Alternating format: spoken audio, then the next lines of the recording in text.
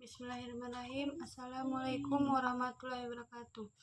Baik, di sini saya akan menjelaskan tentang hukum administrasi negara.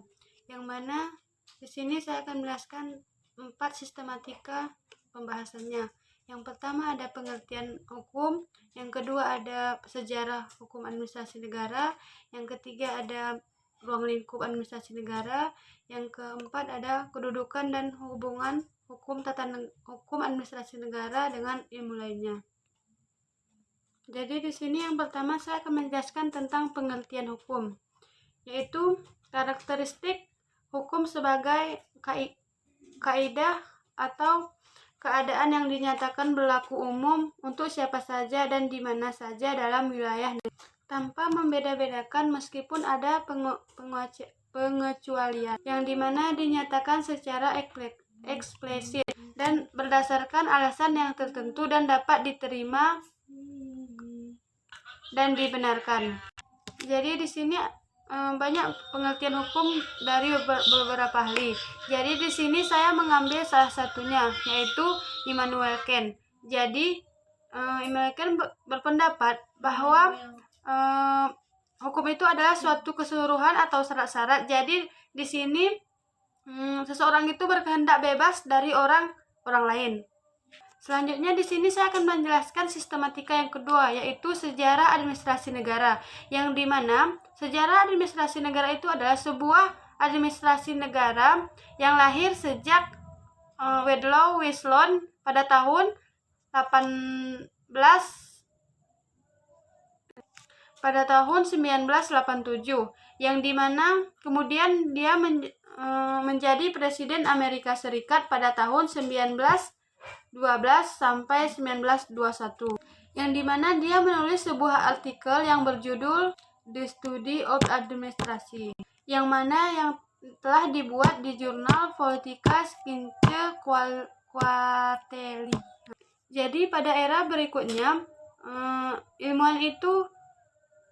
ilmuwan administrasi negara berusaha membangun beberapa artikel atau buku yang berjudul Body of Knowledge, yang dimana para ilmuwan atau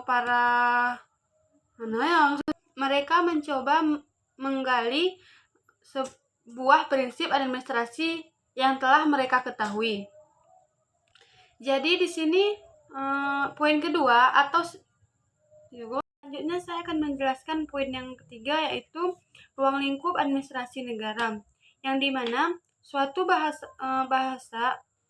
bahasan ilmu sosial yang memiliki 3 elemen penting. Yang pertama ada legislatif, yang kedua ada yudikatif, yang ketiga ada eksekutif, yang mana yang kita ketahui bahwa legislatif itu adalah kekuasaan untuk membuat undang-undang, contohnya seperti MA dan lain sebagainya.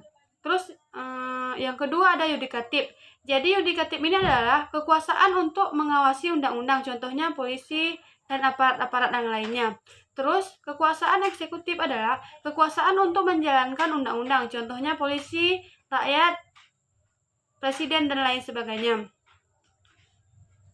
Serta segala hal yang berkaitan dengan publik atau bisa kita sebut secara sederhana, yang dimana hukum administrasi negara itu mempelajari tentang pengolahan suatu organisasi publik, hubungan antara warga negara, pemerintahan, supaya dapat berjalan baik dan aman. Jadi di sini ada juga pendapat beberapa ahli tentang hukum administrasi negara.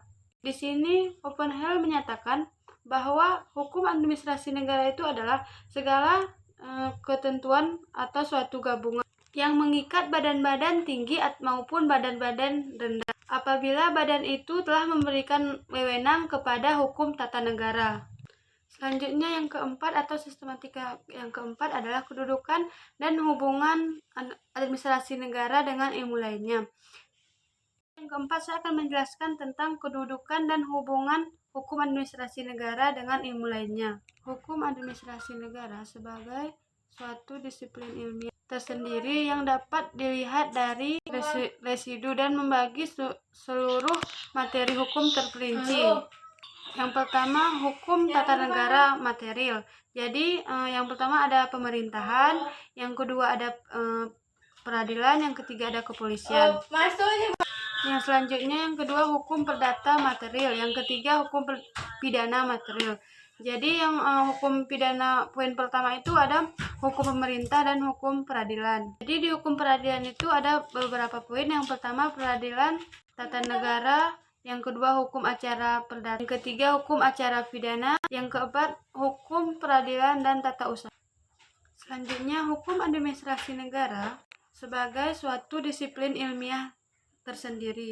Maka dari situlah harus ditentukan batas-batas atau hubungan-hubungan antar ilmu administrasi negara dengan cabang-cabang ilmu lain, yang dimana hubungannya bisa kita lihat dari segi sejarah, yaitu pada abad 19 hukum administrasi negara menyatu dengan hukum tata negara, dan baru pada abad 19 hukum administrasi negara itu baru bisa berdiri sendiri.